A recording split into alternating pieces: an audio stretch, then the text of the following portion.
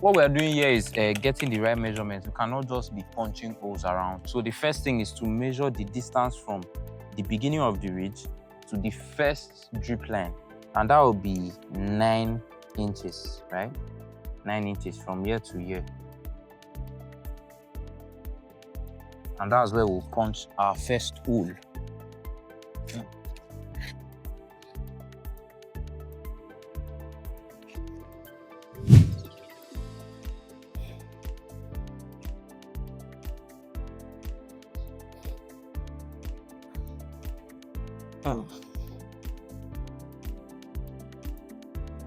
Yes, we're done punching our hole. We put in our rubber grommets.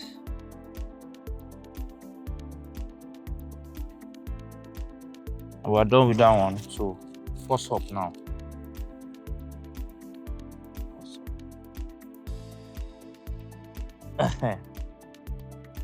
So we are done with doing this, and this is it. Everything is flowing simultaneously and we're good.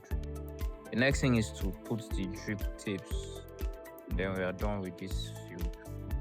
Still on setting up the drip irrigation system for my farm. This is a 30 cm emitter drip irrigation tape, and then what I'll be doing is I'll connect it to the faucet and line it throughout the field. Please bring the camera closer. If you notice here, these are the emitters, and here as I'm connecting it, it's facing up, and there's a reason why I'm doing it that way, because if it faces down, as the water is dripping into the soil, there's a possibility that the emitters might pick up something that will block it, especially algae.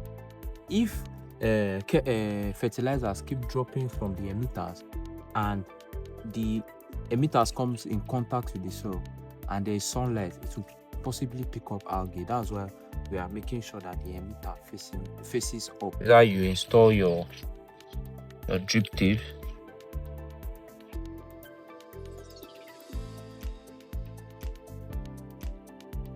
You push the drip tape in and then you screw it tight.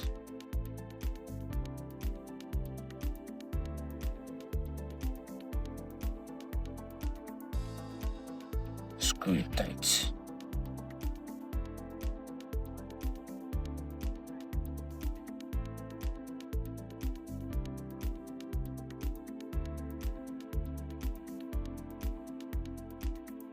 So right here we are done.